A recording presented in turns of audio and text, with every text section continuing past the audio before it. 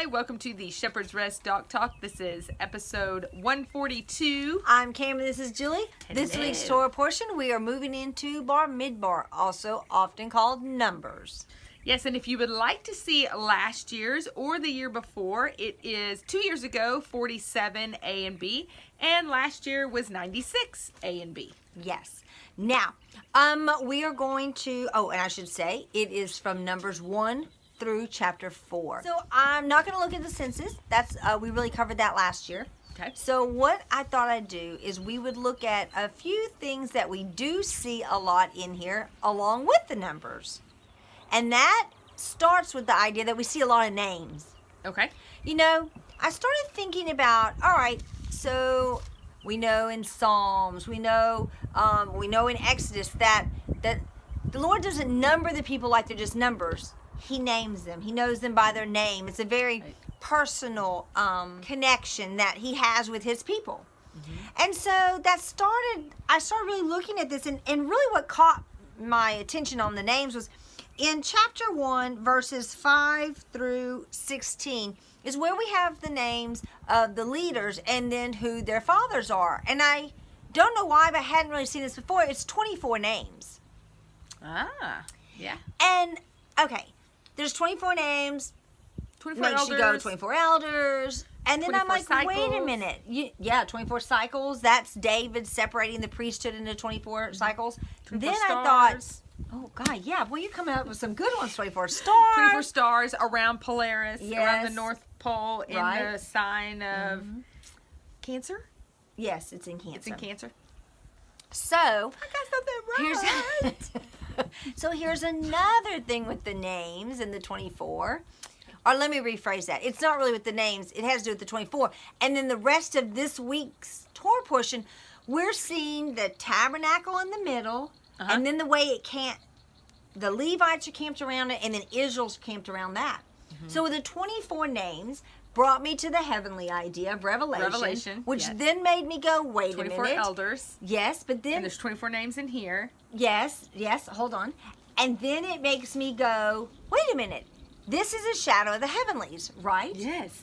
So what do we also have? We have the 4 camps. Like the 4 creatures. Yes. Around the throne. Yes. 4 cherubim. Yes, and the 4 camps, each flag has the face of one. Oh my gosh. Of one of the creatures. This really is. So suddenly I'm like, no wonder there's 24. Because it's interesting that the Lord, he picks these people out. He says, these are the ones that you're going to call to have the leadership. So these guys were picked, okay? I mean, they're named, they're picked. So then that brought me, you're going to just follow. This is going to be like the, what's that called? Seinfeld? A stream, yeah, always back to the circle, but where you have a stream of consciousness. Yeah, we're going through my stream of consciousness of how I thought about this. Welcome to Cam's mind. It's like a racquetball court. Doing, doing, doing, doing, doing. Yes, it is. Good luck. Good luck to you all. Anyway, so then when I was You'll like... feel sorry for me after this. So then after I was like, wait a minute. So... these guys are called by name. There's a reason. It made me stop and go, so what is their job? If it's like the heavenlies, this is how the heavenlies set up. Remember, we know that Moses saw the example in the heavenlies. Now, it's not just for the tabernacle. It's for the whole thing. Right. Then it made me go back to, Joseph said in the end of Genesis 50, that the time of visitation would come.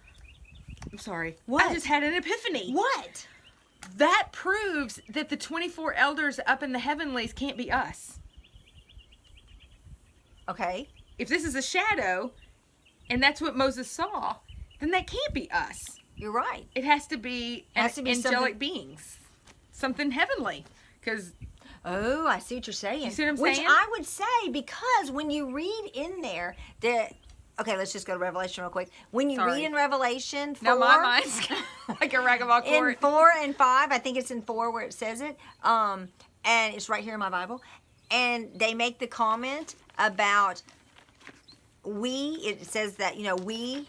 hold on, we're just going to look it up. Hold on. So it's Revelation 5, verse 9, and it says, And they sang, this is 24 elders, not hours. They may do it for 24 hours, but it's 24 elders. And they sang a renewed song saying, you are worthy to take the scroll, to open its seals, because you were slain and redeemed, okay, it says us, redeemed us to Elohim by your blood out of every tribe and tongue and people of the nation. 10. And made us kings and priests to our Elohim, and we shall reign upon them, or upon the earth. Now, the interesting thing is, according to 119 minutes. 119, yeah, it's according 119, to one of but the actually, it's according to, I think, the Greek. American Standard Bible, whatever that It's one of them. I'll try to find it. But anyway, it says, number 10 reads, instead of saying us as kings and we shall reign, to say, have made men kings and priests to our Elohim, and they shall reign upon the earth. In other words, separating the 24 elders from those on earth, just like you said. Right. So there's a great example of I guess, a witness to that verse being two separate, that they weren't earthly. Now, remember, if it is true that this is the heavenly shadow, which I believe it is, then it does mean, though, that it is linked with Israel. Not with the mixed multitudes, not with anything. It has to be linked with Israel. Yeah. So we're back looking down. We have the tabernacle, we have the Levites around, and then we have Israel around, right? We talked about we have the 4 camps. Each of their faces copy this. So then I was saying, if we go back to Joseph, and we see that Joseph says there's a visitation that's coming. And in the word visitation, what's really interesting about that is it actually corresponds to the word for taking a register or to number. Okay. Now, think about this. This whole Torah portion starts with the numbering, taking account, all right? Well, when Joseph says your time of visitation will come, that visitation has to do with taking a number, meaning holding them accountable or giving them the duty of walking in the way in which the Lord has them to walk. The very first time we actually see that word is with Sarah in Genesis 21:1, where he's coming to promise Sarah the son of Isaac. Okay. Then the next time we see it used is with Joseph. Joseph's giving the responsibility, the duty, to work with, under Pharaoh, right? And then we see it when he said, and we see it a few times working with Pharaoh, and then we see it at the end in chapter 50 of Genesis, where he says your time of visitation is going to come. So the reason why my head went there was, okay, wait a minute. So Joseph had a job. He was a servant. Right. He's warning or telling Israel in great hope, he's coming to give you the opportunity to be a servant. In other words, that visitation, looking at the way this word is used, is not like the visitation of he's coming to get you, boogeyman's coming to get you. It's a visitation like you too are going to have an opportunity to serve just as I did. You still have a choice, right? Absolutely. But Joseph is what? He's the type of Messiah, right? As a servant. Well, Israel is now having the opportunity to be a type of Messiah, to be a servant to the living God. So let's look in in Numbers 1, 47, 48, 49. It says, but the Levites were not registered among them by their father's tribe, because the Lord had spoken to Moses, saying, only the tribe of Levi you do not register, nor take a census of them among the children of Israel. So we see here this number, or this word to register, this numbering, is the same word for visitation. It's giving them a responsibility. Now I bring this up because there's actually, Rabbi Foreman brings this up, and it's a fantastic piece of information. And then when you take it and start running with it, oh my goodness gracious, you go really everywhere. Fantastic. So what he suggests, or not suggests, what he presents is that the word for count has two words that are being used. You see it in Genesis 1, in Numbers 1, 2, and then we see it again in Numbers 1, 47 through 49, where we counted it. And it comes up a few more times in this week's Torah portion. But the two words that are used, one is, I'm not going to be able to pronounce them properly, so I'm just going to spell them for you. One is with the Nun, Sheen, Aleph, and the other one is with the pay, kof, and the resh. So these two both can mean count, but their meanings, well, they are used as number and count, and then they're also used, like I said, with Joseph and with as visitation. But with Joseph, also with Abraham, they're used as in to put on responsibility, to take responsibility. Okay. So we have these two words that mean count, but they can also mean to carry or to be appointed, entrusted, given responsibility. Okay. Okay. Which is interesting because so here the Lord, who does not count by numbers but only by name. In my head, I'm like, well, of course, he only counts by names because you don't give numbers responsibilities. He's calling all of Israel, all of his children, the children of Israel, he's calling them by name, and then he's putting them in their groups, each to have responsibility, because each person's responsibility makes the whole work, so that the whole heavenly idea, what happens in heaven can happen on earth, happens when everyone takes on their responsibility. Mm-hmm. Now, it's said that the Levites weren't counted because they don't go into war. I'm going to kind of throw a little wrench in that and say, while, yes, that's true, they're not running out with the weapon, they are in war. Constantly at war. Yes, they're in battle at all times. Mm-hmm. Because they are told, their guard is given that they are to guard the tabernacle. And if anyone is to approach it in the wrong time or not worthy of it, they're to die. They are to be killed. I know. I mean, that's the Levites' job. So they're not this little, please go kill them, go take care of them. No, they are like, I see them as like, the Levites like ninjas. They're the guards. Yeah, they're like guards. The bouncers. They're the bouncers with heavy armor. I mean, they literally are fighting at all times. They're always on guard. So the first time we see this guard idea, let's go back to Adam. Adam was to guard that inner sanctuary, that place. Look, that was as close to probably the New Jerusalem heavenly idea as could possibly be, because they were probably one. Yeah. And then when they sinned, they separated. Now we have heaven and earth different, right?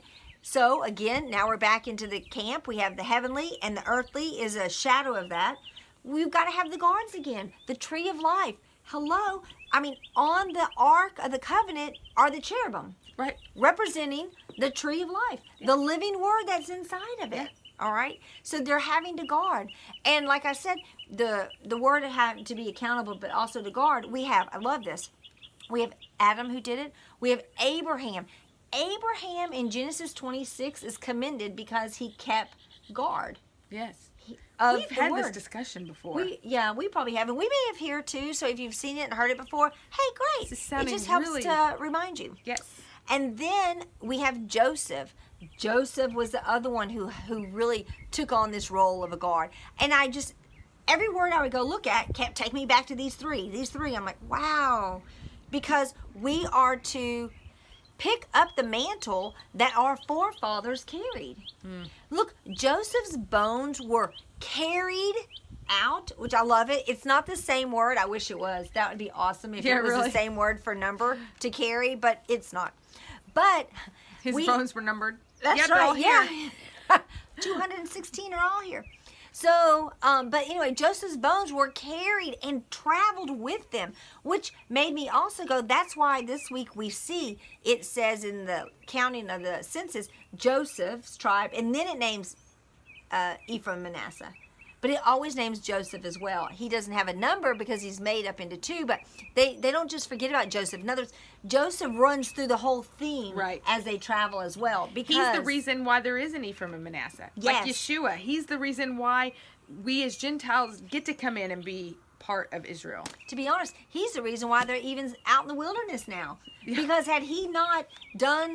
if he had not been in the position to save the world, to invite his father back, there'd be no Israel. So Yeshua is the reason why we're all out in the wilderness right now?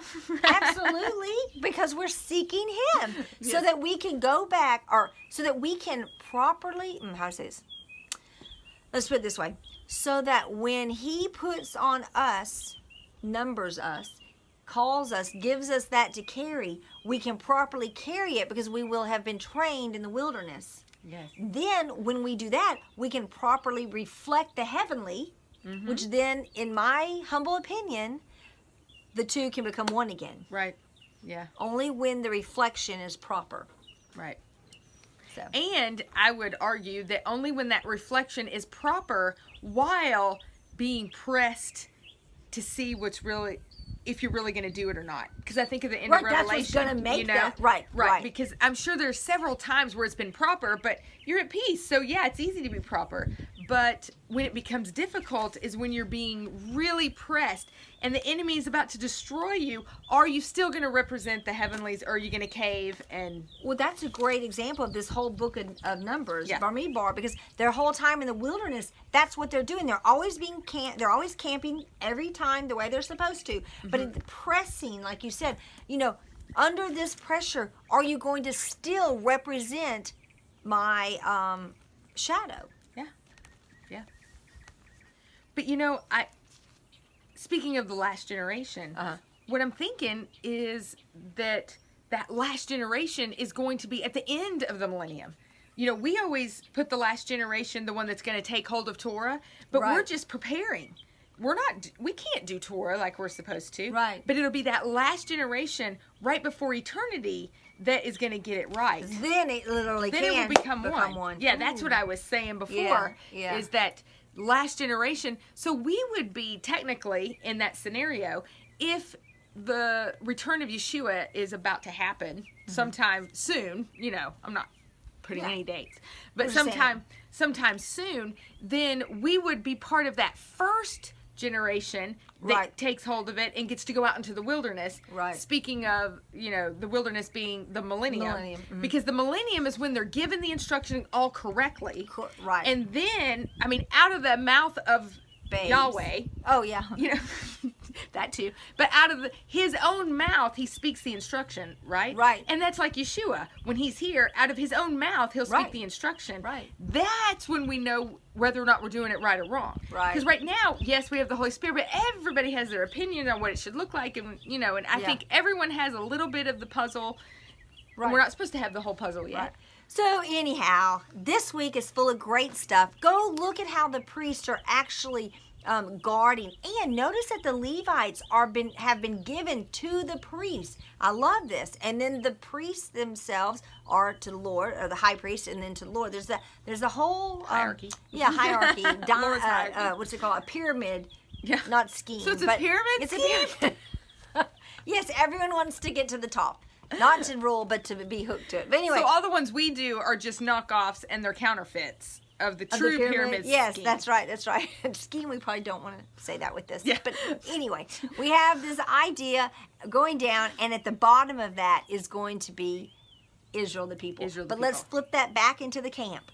The outer side is Israel, the people. Then the Levites, and then the priests, and then the inside.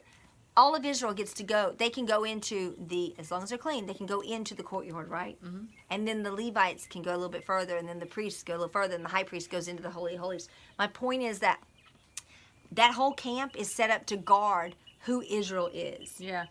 And the heart of it is actually the Torah is the heart of it. The Ten Commandments and the Torah are right there, okay? That's the heart of it. So none of that's changed.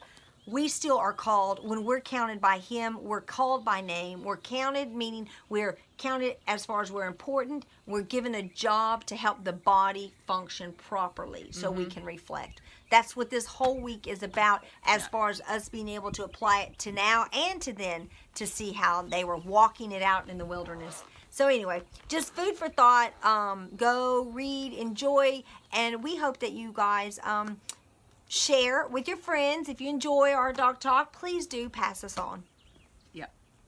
All right. Well, we will see you next time for episode 143. And we hope you have a fantastic week. Shalom.